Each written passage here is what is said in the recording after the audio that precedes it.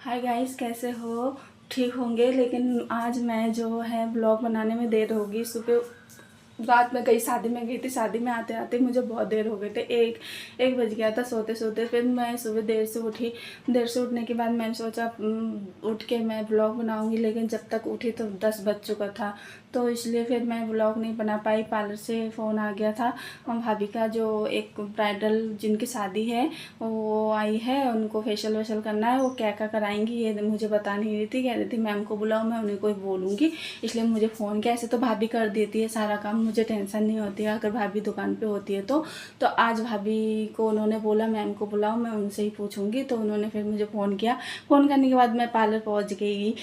10 बजे ही मैं पार्लर पहुंच गई। और चाय भी मैंने फटाफट पी। ठंड मैं क्या करूँ, चाय पीऊँ, ब्रश करूँ, अपना क्या करूँ, कुछ भी समझ में नहीं आया था। देखो गाइस, जो ये जो है टी शर्ट है, ये टी शर्ट और लोअर डाल के मैं पार्लर चली गई। फिर मैं उनसे पूछा क्या बात है क्या नहीं है, शादी कब है। उन्होंने शादी की डेट बताई। फिर मैंने बोला अरे अब तो तुम सही टाइम पे आए हो, क्योंकि 15 दिन ही बचा है तुम्हारे पे। 15 दिन में एक फेशियल तो होना चाहिए और नेक्स्ट जो 4 दिन पहले होना है।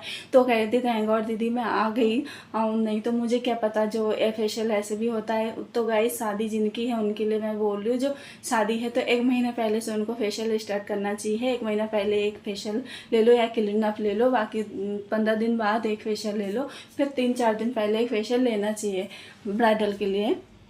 बाकी तो 1 महीने में हर किसी को क्लीन अप लेना चाहिए या मसाज लेना चाहिए, बहुत अच्छा है।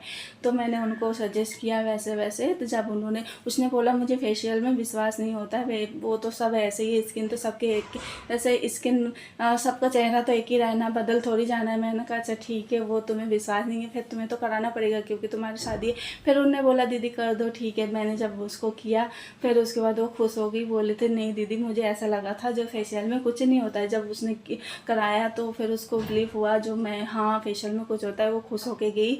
और वो नेक्स्ट वाला फेशियल जो अपने गांव में कराने वाली थी, जहाँ पे उन्होंने बुकिंग किया पहाड़ में, वहाँ तो मैं जा नहीं सकती, तो वहाँ की उन्होंने बुकिंग कर रखी है।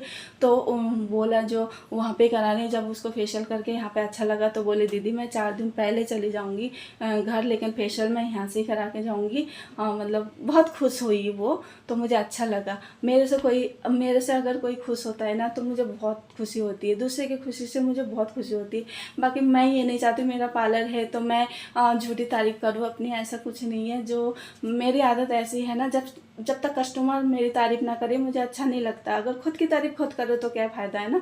तो कस्टमर ने बोला इसलिए मैंने बोला। तो गाइस, मैं अभी देर हो गई, अब मैं नहाऊंगी। नहा के फिर पार्लर जाने का टाइम हो जा रहा है। तो ठीक है, बाय। कल का ब्लॉग कल डालूंगी या शाम को ब्लॉग डालूंगी।